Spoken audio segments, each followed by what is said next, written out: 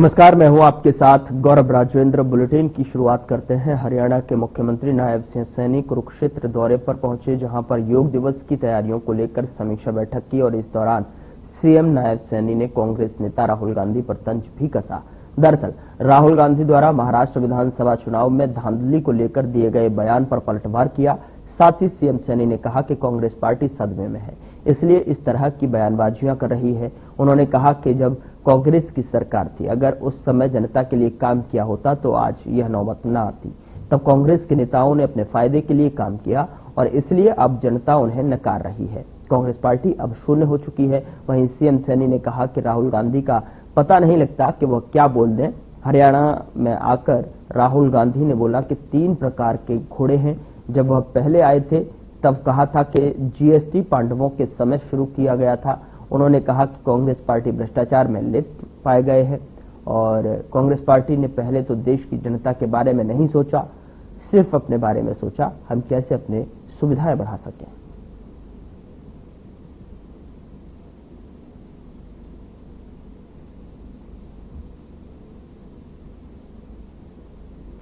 जून को एक पर्व के रूप में हम योग दिवस मना रहे हैं।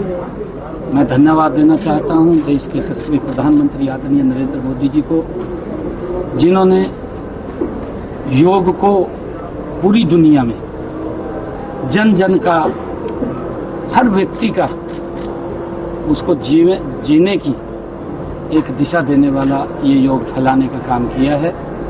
और हम सब के लिए परम सौभाग्य है कि कुरुक्षेत्र में राष्ट्र योग ऋषि स्वामी रामदेव जी महाराज, उनके साथ हमें, उनके दिशा निर्देश में हमें योग करने का अवसर मिलेगा। हम परम सौभाग्यशाली हैं। एक बड़ी रचना कुरुक्षेत्र में, हमारे कुरुक्षेत्र के लोगों ने रखी है कि लाखों की संख्या में लोग उस दिन यहाँ योग करेंगे। हर घर से मैं कुरुक्षेत्र के लोगों से आग्रह करूंगा कि अगर बाहर भी कहीं जाना पड़ रहा है तो योग के समय यहाँ जरूर रहें, बाद में बाहर जाएं। पहले योग फिर जलपान, पहले योग कर रखें और योग करके, क्योंकि हम सब यहाँ पर आएंगे और उसको लेकर के हमने कई अभियान भी चला रखे हैं। स्वच्छता का अभियान इसके अंदर जुड़ा है, लगातार चल रहा है।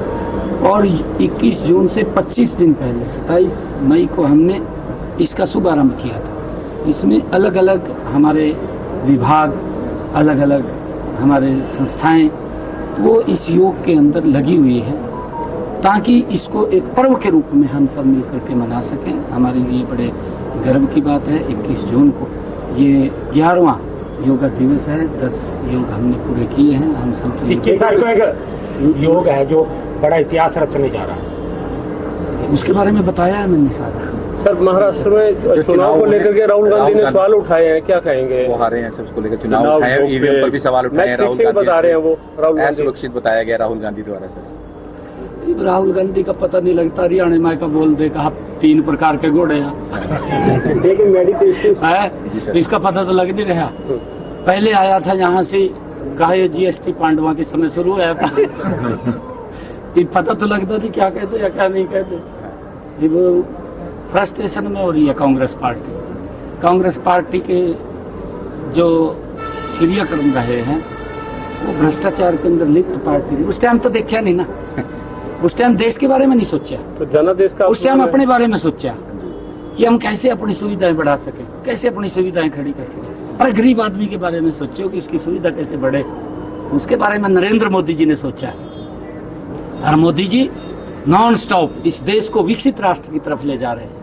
हमारे लिए गर्व की बात है। सर, जेपी नड्डा जी कह रहे हैं, वो बार बार सवाल खड़ा करते हैं ईवीएम पे जब हारते हैं। जेपी नड्डा जी, मैंने कहा है ना, वो फ्रस्ट्रेशन में कांग्रेस पार्टी पूरी जीरो की तरफ जा रही है। अब तो उन्होंने दूसरा रास्ता अपनाना चाहिए। अगर कोई पूछेगा मैं बता दूंगा, बताया भी था सर प्रधानमंत्री जी ने एक बार।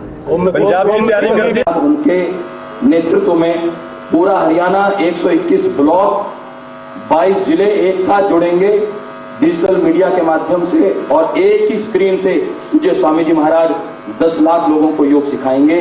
माननीय मुख्यमंत्री उनका नेतृत्व करेंगे।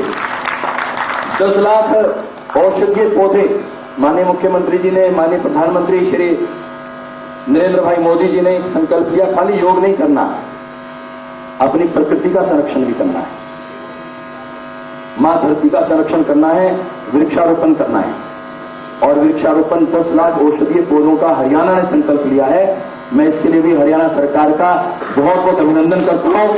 आयुष विभाग, हमारे आयुष शोध सहायक, हमारे एसीएस साहब श्री सुधीर राजपाल जी इसमें पूरी तत्परता से लगे हुए हैं।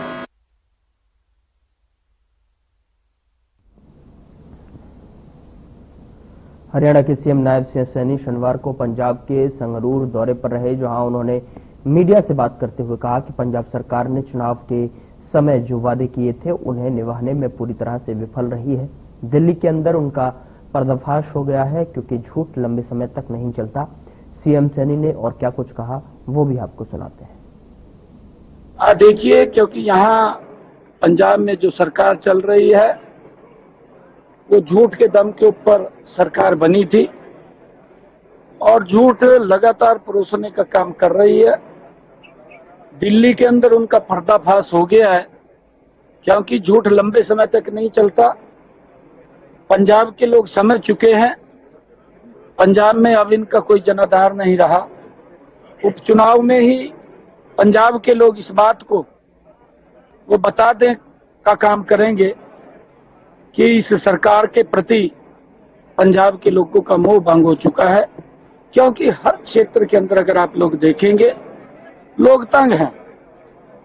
जो वायदे इन्होंने किए थे उन वायदों के ऊपर ये पूरा नहीं उतरे, ये तो कहीं और लग गए। ध्यान लोगों की सुविधाओं की तरफ नहीं रहा, इन लोगों का ध्यान अपनी सुविधाओं की तरफ चला गया। और लोग समझते हैं, आज अगर हम हरियाणा में देखें, आदरणीय मोदी लगातार हर क्षेत्र के अंदर मजबूती से सरकार काम कर रही है, लोगों का विश्वास बढ़ा है और हम चाहते हैं मोदी जी के नेतृत्व के अंदर पंजाब भी गति से आगे बढ़ेगा। और लुधियाना का जो उपचुनाव है, हमारे जो वहां से प्रत्याशी हैं जीवन गुप्ता जी, वो चुनाव लड़ रहे हैं और लोगों ने मन बना लिया है।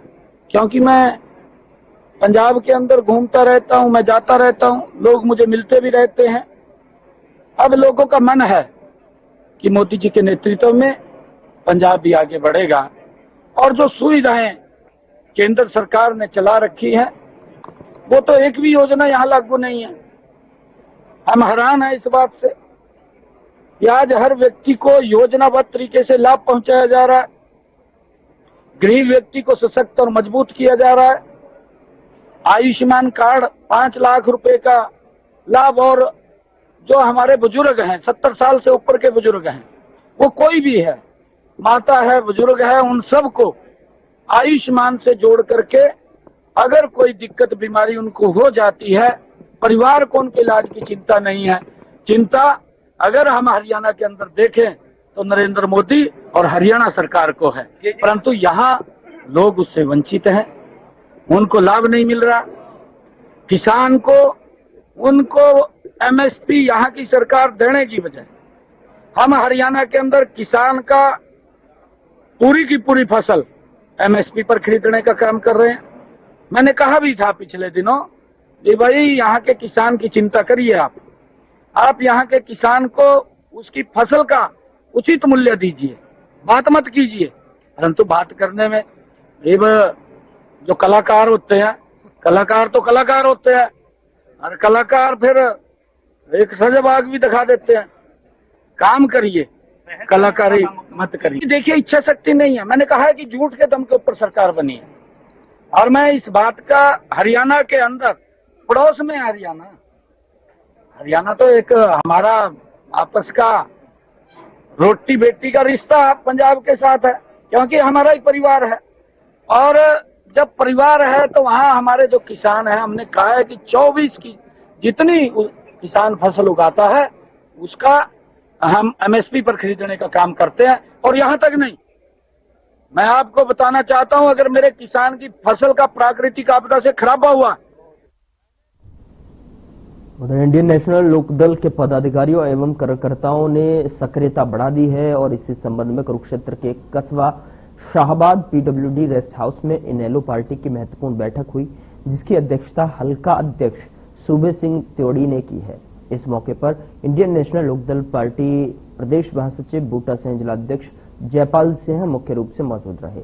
बैठक में 3 दर्जन से अधिक कार्यकर्ताओं को पार्टी की ओर से दायित्व दिया गया। इस मौके पर पत्रकारों से बातचीत की और पार्टी नेताओं ने बताया कि किसान को जलाकर मारने के मामले में 10 तारीख को बड़ा प्रदर्शन पानीपत में होगा।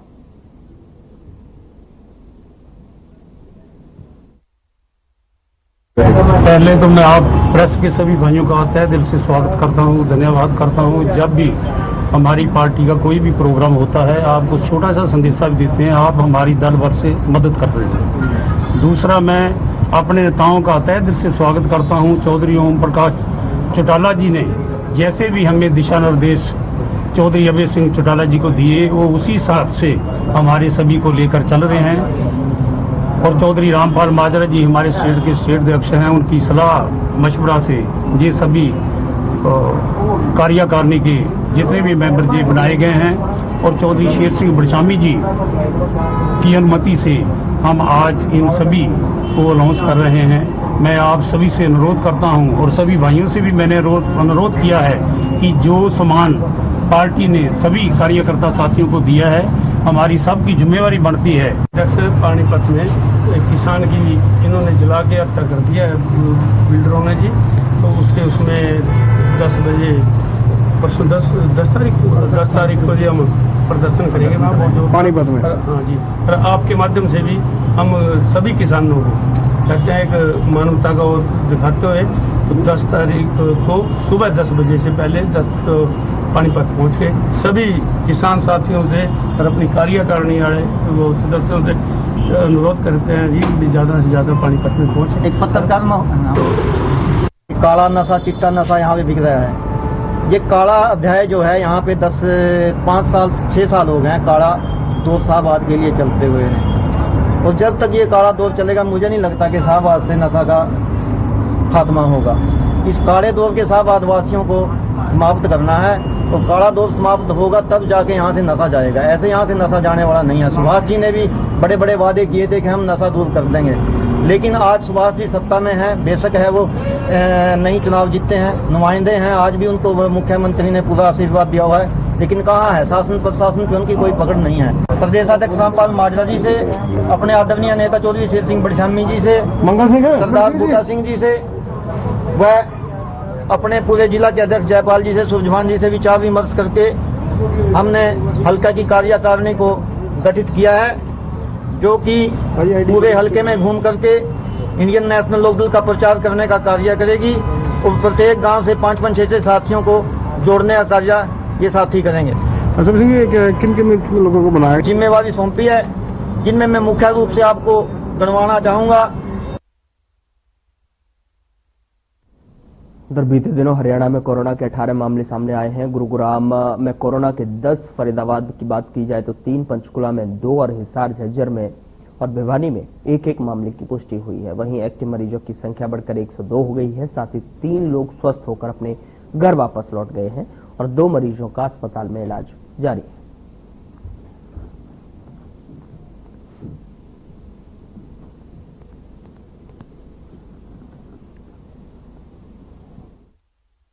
यमुनानगर में दादूपुर हेड के पास पुल की रेलिंग तोड़कर एक कार गहरे पानी में समा गई। बता दें कि समय रहते कार ड्राइवर ने अपनी सूझबूझ से छलांग लगाकर अपनी जान बचा ली, जिसके बाद स्कॉर्पियो ड्राइवर ने कहा कि देर रात जगाधरी से अपने गांव बेगमपुर आ रहा था। उसी दौरान दादूपुर हेड पर बने पुल के पास पहुंचा तो उसके सामने एक गाय आ गई, जिसके बाद स्कॉर्पियो बेकाबू हो गई।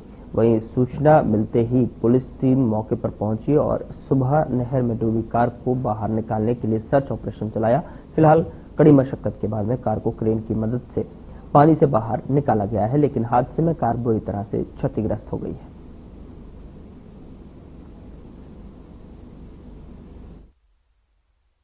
उसके बाद हमें सवेरे ऋषि लाला जी का बेटे का फोन आया था। ठीक है, जैसे ही हमारे को फोन आया ऋषि लाला जी के बेटे का, वैसे ही हमें आना पड़ा। ये हमारे कम से कम 30-35 साल से हमें जानते हैं। ठीक है, उसके बाद ये आते सर हमने ये गाड़ी निकाल दी। पहले गाड़ी ढूंढनी पड़ी, ढूंढने के बाद उसके बाद हमने निकाल ली बाहर। ये तो ये है पता का पानी ना थोड़ा धुंधला पानी है ये। तो जैसे वो बोल रहे अभी आगे गाय आ गई थी और पुल की रेलिंग भी नहीं है इसमें, तो जैसे उसने कट मारा वो अटक गई वहाँ। खैर वो उतर गया और वो गाड़ी नहर में गिर गई। और रात ने फिर अपना उसने बताया मैं कोई बात नहीं सवेरे निकाल देंगे, तो अब अच्छी तरीके से निकाल दी गाड़ी।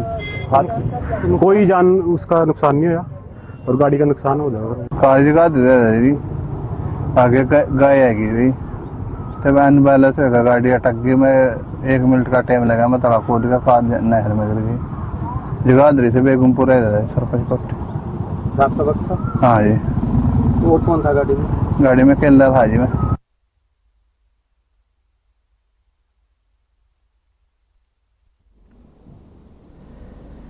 उधर कालावाली में साइबर अपराधों पर लगातार शिकंजा कसता जा रहा है। साइबर सेल की टीम ने फर्जी वर्क वीजा एजेंसी का भंडाफोड़ किया है और इस दौरान मुख्य सरगना समेत 2 आरोपियों को गिरफ्तार किया गया है। आरोपियों के पास से SIM, 9 mobile, 1 laptop, 26 visa card, Bharat और नेपाल के 22 पासपोर्ट, 2 जाली स्टाम्प, चेकबुक, डीवीआर समेत 22,000 रुपए नगद बरामद हुए हैं। वहीं इस मामले में शिकायतकर्ता ने कहा कि वह माल्टा देश में होटल में काम करता है और 4 महीने की छुट्टी पर आया, जिसके बाद करीब 3 महीने पहले माल्टा से फिनलैंड जाने के लिए वर्क वीजा फिनलैंड फेसबुक पर सर्च किया तो एक व्हाट्सएप नंबर दिखाई दिया जिस पर उसने व्हाट्सएप कॉल की। वहीं वर्क वीजा लगवाने की एवज में उन्होंने एक बैंक खाता व्हाट्सएप पर भेजा, जिस पर शिकायतकर्ता ने वीजा बनवाने के लिए करीब 3 लाख रुपए भेज दिए। फिलहाल शिकायतकर्ता ने वर्क वीजा लेने की बात कही तो उन्होंने न तो वर्क वीजा दिया और न ही पैसे वापस किए। फिलहाल पुलिस इस पूरे मामले की जांच में जुटी हुई है।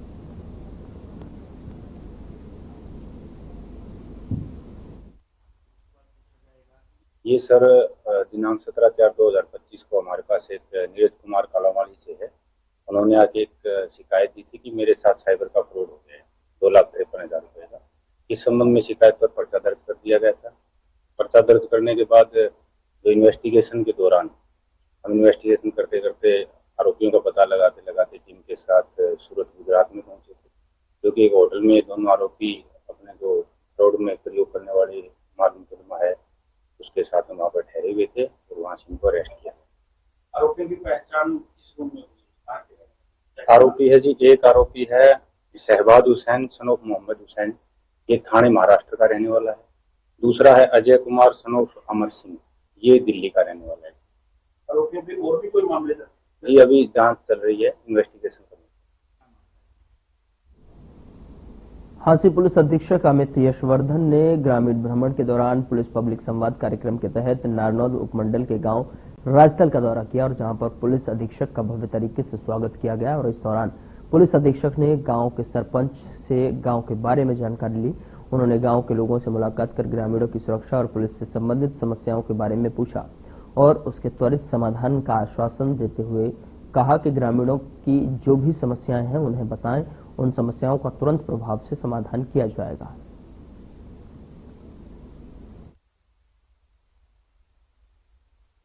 जी आज राजतल गांव में आए थे हम, जैसे पुलिस प्रशासन के माध्यम से आज एक कार्यक्रम करवाया गया।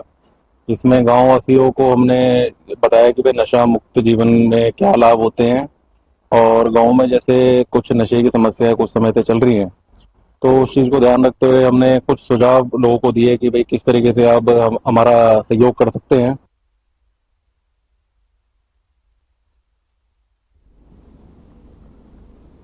खबर पानीपत से है, जहां समालखा में नगरपालिका की करोड़ों रुपए की भूमि पर अवैध कब्जा करके निजी हॉस्पिटल बनाया गया है, जिसको लेकर आरटीआई एक्टिविस्ट पीपी कपूर ने प्रदेश के सहकारिता मंत्री डॉक्टर अरविंद शर्मा और हल्का विधायक मनमोहन भड़ाना से 8 जून को समालखा में एक निजी हॉस्पिटल के उद्घाटन समारोह में शामिल न होने की अपील की थी और साथ ही चेतावनी देते हुए कहा कि अगर जल्द पालिका भूमि से कब्जा खाली न करवाया तो निजी हॉस्पिटल का नक्शा रद्द किया तो लोकायुक्त कोर्ट में पालिका अधिकारियों के विरुद्ध नामजद केस दर्ज करवाया जाएगा।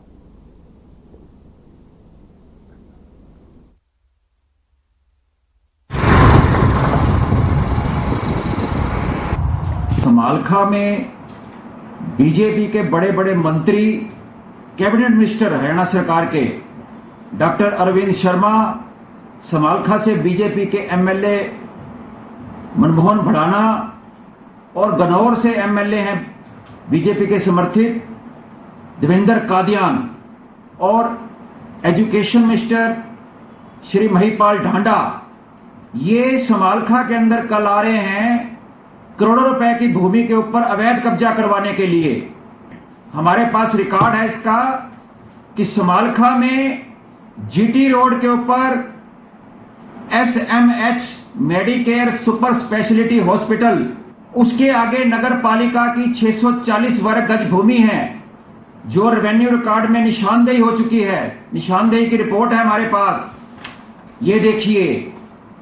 और ये नगर पालिका की भूमि के ऊपर कब्जा करके इस हॉस्पिटल ने अपनी एंट्री जीटी रोड से बना ली है, जबकि इसकी जीटी रोड से कोई एंट्री नहीं है।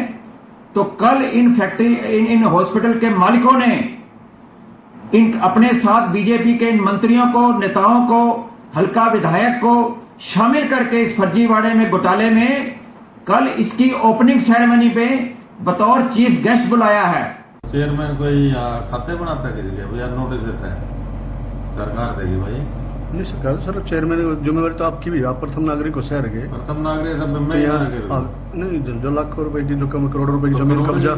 सख्ती से पूछो नहीं, जब आप उसका वर्जन ले, एमपी का ले, जेई का ले, जो कर रहे हैं, जो नोटिस नहीं दे रहे हैं दिए या क्या और कितने नोटिस दिए उन्होंने, उनसे तो पता लगेगा भाई कहाँ तक लगा रहा है। तो आप भी तो सर जिम्मेवार हो। क्यों वीडियो बना रहे हैं यार, क्यों काम कर रहे हैं?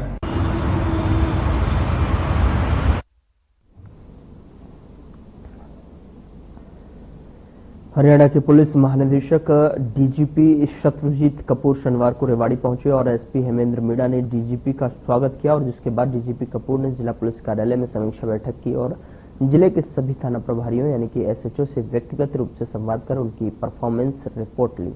इस दौरान डीजीपी शत्रुजीत कपूर ने प्रेस वार्ता को संबोधित कर जानकारी साझा की।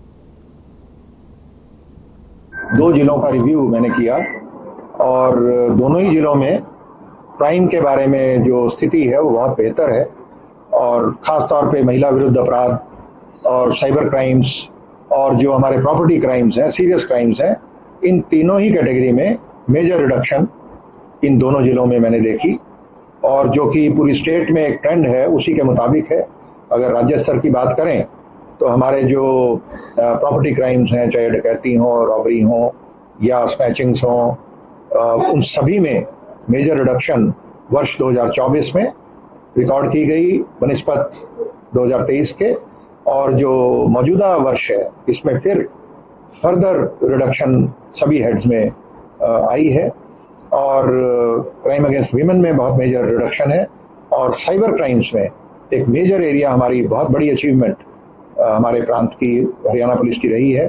जो अगर ईयर ऑन ईयर बात करें तो पहले 5 महीने में इस वर्ष पिछले साल के 5 महीनों के मुकाबले 49% के करीब हमारा जो अपराध में कमी आई है।